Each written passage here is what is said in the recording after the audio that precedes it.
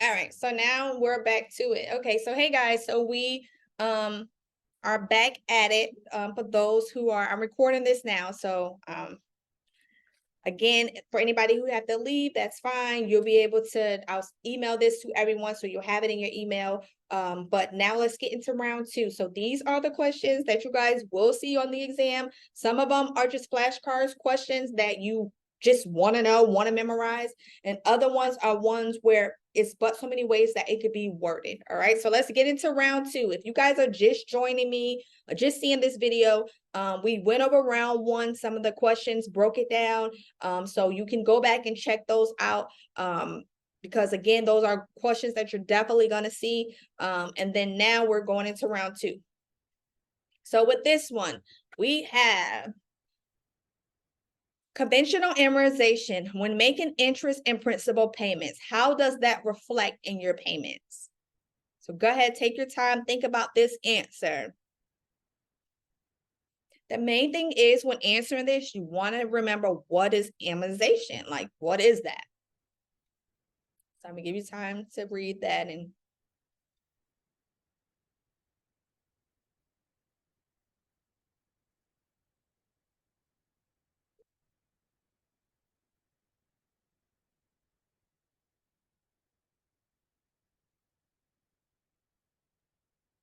good job, guys. Good job, good job, good job. Good job.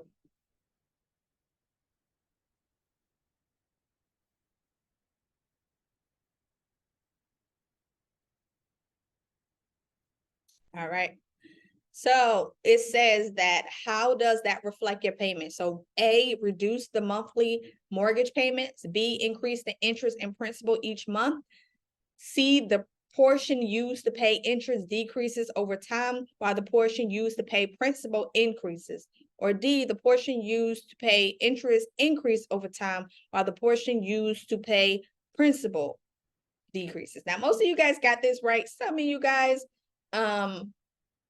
were battling between two answers, but the answer for this one is actually C. So the portion used to pay interest decreases over time, while the portion used to pay principal increases over time. All right. So if you see, you should see decrease for interest, increase for principal. If they're asking for one question where I have been told that they're also saying does it increase, does it reduce or increase, you guys want to go ahead and go with the decrease option. All right. So Joe and Ann are a married couple. Ann owned the home on 75 Thompson Street before marrying Joe. What applies to Ann?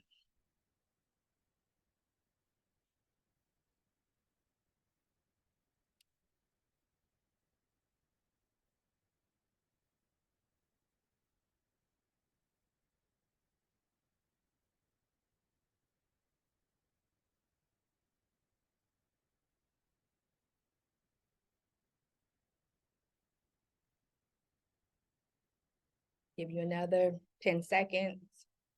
And let me know if you guys need me to slow down a little bit. I'm trying not to speed up, give you time to think about it.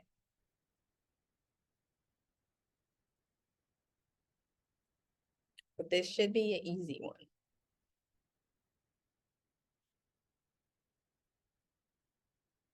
So tell me. So Josh, I see what you're saying. So Josh, so tell me, what is Tenancy of entirety?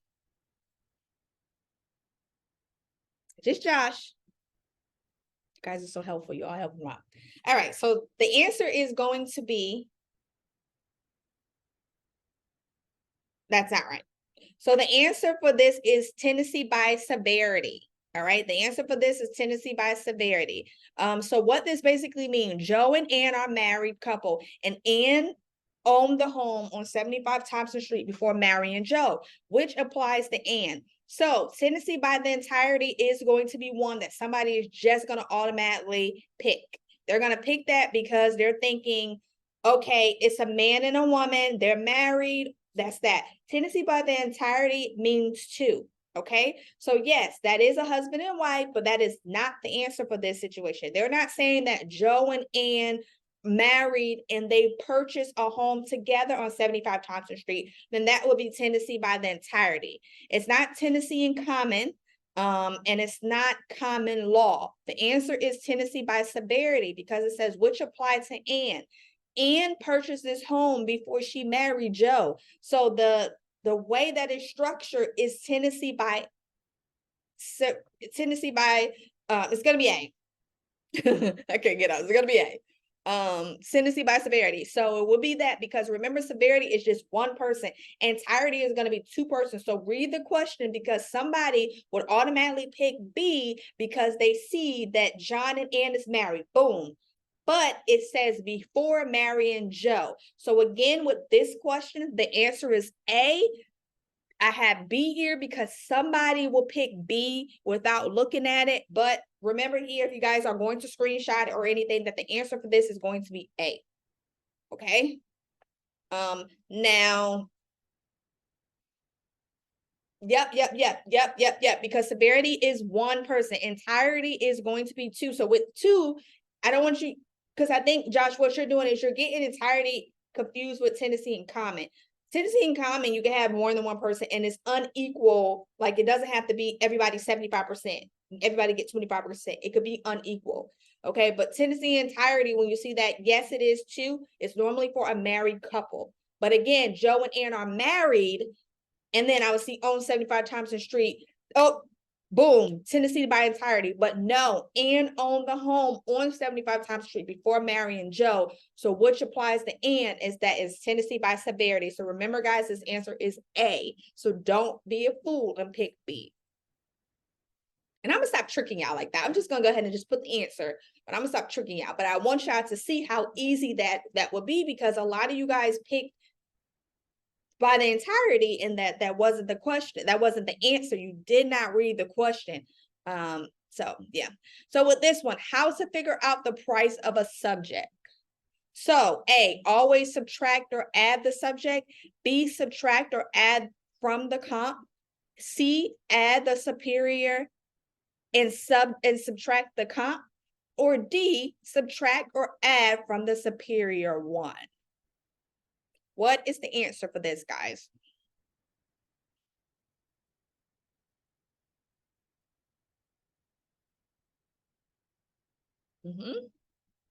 Yep. So you guys are moving relatively fast. You know this. So you're going to subtract or add from the comp. You are never going to touch the subject. You're trying to figure out what the subject is. And even if the comp is superior or the subject superior, the answer is you're always going to subtract or add from the comp. So just say if the subject has 5 bed, and we'll get into math, so we'll go over this stuff, but just briefly, if the subject say it's 5 bed, 3.5 baths, 1 car garage, but the comparable is 6 bed, 3.5 bath, 1 car garage, then you know that the subject has 5, the comp has 6, so you're going to subtract from the comp price. If it was to where the subject is superior and the subject has 6 bedrooms and the comp had 5 bedrooms, then you're going to add the comp, but you're never going to touch the subject. Okay, so that is something that you guys want to remember off gate. And 2, you want to be able to know how to calculate these things too. So if you know this, when it's time for you to actually do that problem, it'd be really easy for you to do it, because you know clearly I got to add or subtract the comp. All right, number 14, which of the following is the type of method a surveyor would use to describe a property that is in a subdivision? So again, this is a flashcard one. You definitely want to just memorize this. It's no better way of looking at it. Method of surveyor that describes in a subdivision is what?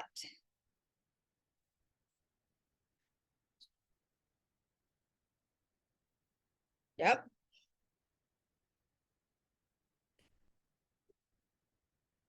So I'm going to throw this out there and tell you that the answer is not C. Can somebody tell me why the answer is not C? What does meets and bounds stand for? Good. So that is another question. Yep. Yep, and I see Chris stating that is a question that he had on his test. So yes, that is another question that's on the test. So meets and bounds, if you see beginning and end, that's meets and bounds. So just always remember beginning and end is going to be meets and bounds.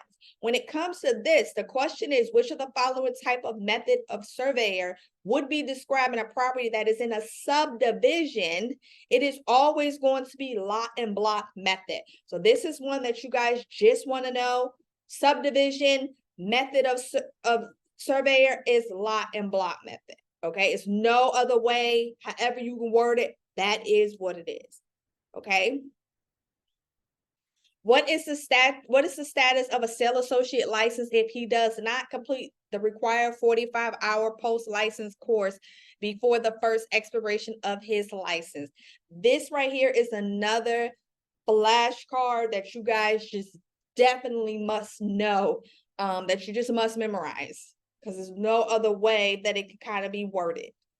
What is the answer, guys?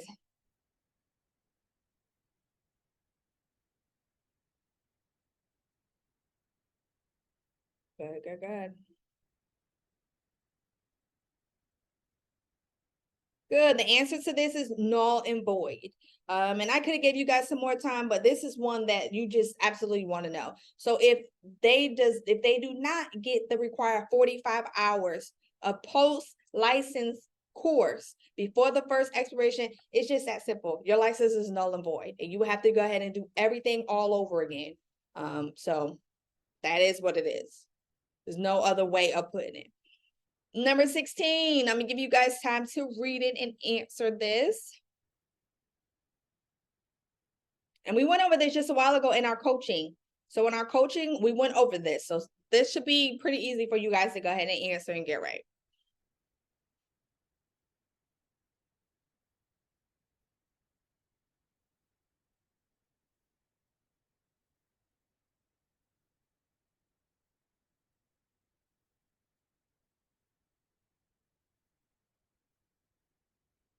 So which of the following statement is true about leverage? So leverage can only be positive. Leverage is the same as equity. Leverage is when an investor uses his equity to purchase asset. Leverage is the use of borrowed funds to purchase asset or finance an investment. The answer for this is going to be quite simple. This is also a flashcard. It is going to be D. When you see leverage, it doesn't matter if they're saying to purchase asset for finance of an investment, to buy 50 homes. Leverage is always going to be other people money. All right, that's pretty much what it is. It's other people money. It's borrowed money. Sometimes you may see leverage is John got a loan. John is trying to get a loan from XYZ bank. But then you'll see Sue borrowed money from her sister. The answer is going to be borrow funds. Leverage is always borrow funds to purchase assets. So this is also a flashcard that you guys just absolutely need to know. Leverage is borrowed money, or leverage is other people money. That way, if you don't see the word borrow, at least you know when you see other people money, you know what it is. You put two and two together. All right, so Sky purchased a lamp from Amazon, but never took it out of the box. What is the lamp considered?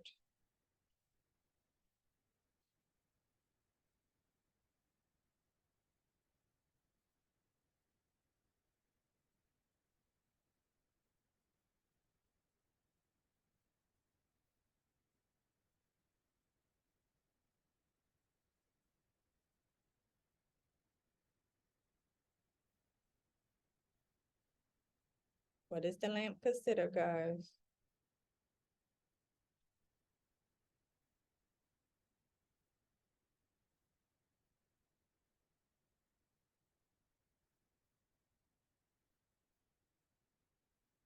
The lamp is considered personal property. So if it's not nailed, screwed, or glued, it is simply personal property. All right. She had it. It was not nailed in the home. It wasn't screwed in the home. She simply had this home. She simply had it in the Amazon box and never took it out. So it's personal property. It's something that she can pick up and bring right with her. Okay. Next question. What must a real estate sales associate do upon receiving an earnest money deposit?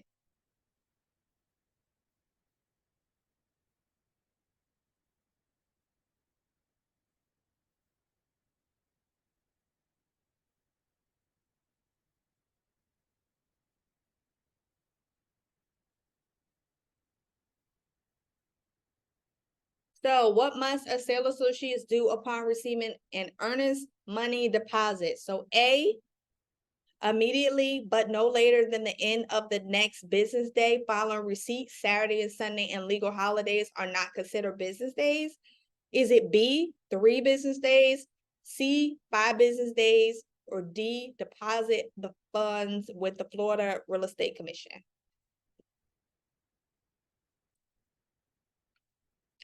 It's due immediately. So it's due immediately. It's not asking you when must the funds be, because I think that's how you get tripped up, Josh. It's not asking you when must the funds be deposited, as if it should be in the escrow account by a certain time. That's not what it's asking you. When must you as a sales associate get that money out your hand? You need to get that money out your hand immediately, but no later than the end of the next business day following the receipt. So for instance, if you receive the money on Friday, what day do you have to put that money in?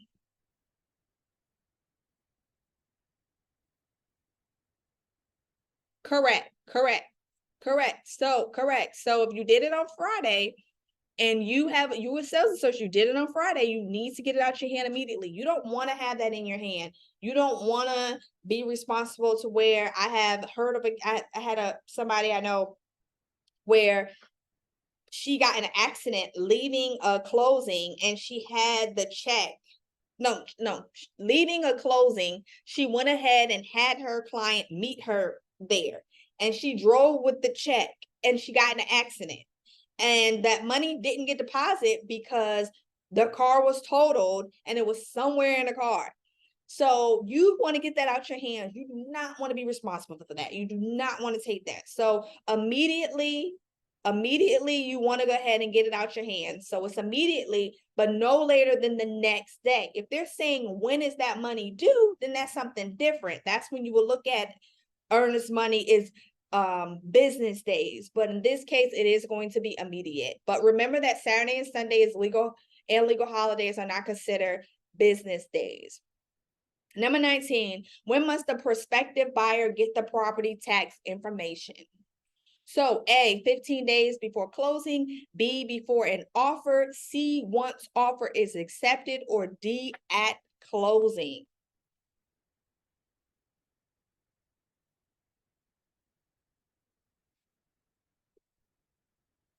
So with this one, you don't want to get it confused with RESPA. So you don't want to say, okay, the attorney's office has to go ahead and give that. No, when it comes to property taxes is something that they should receive before making an offer.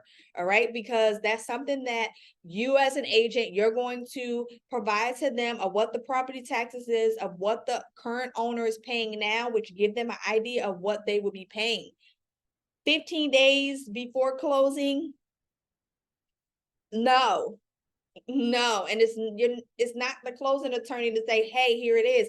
Yes, the closing attorney may say this is the taxes that's paying, whatever, but you as the prospective buyer, they should be getting the property tax information before an offer. So before making an offer, they should have that. Number 20, how is the binder deposit noted on the closing disclosure? So this is one too that you guys just want to make sure you have a flashcard with, and just make sure you know this. It's no other way of kind of wording this. Yep.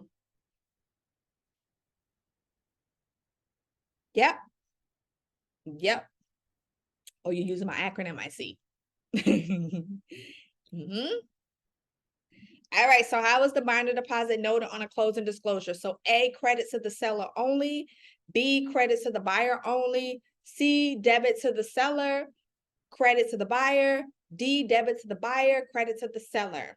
The answer is this, anytime I see binder deposit on a closing disclosure, I automatically know that it's going to be credit to the buyer. And how I look at it, because she just used my acronym, when she kept saying Chris Brown, I see some people saying Chris Brown, Chris Brown. That is what that is. So that is a good way to remember this. So how is the binder deposit being noted on a closing disclosure? Chris Brown. And the reason why I say Chris Brown is because his initials is CB. So I know binder deposit, closing disclosure, Chris Brown.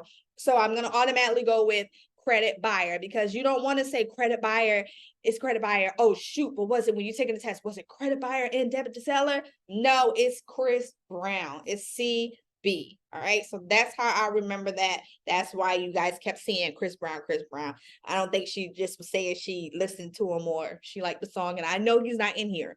But that's pretty much what that means.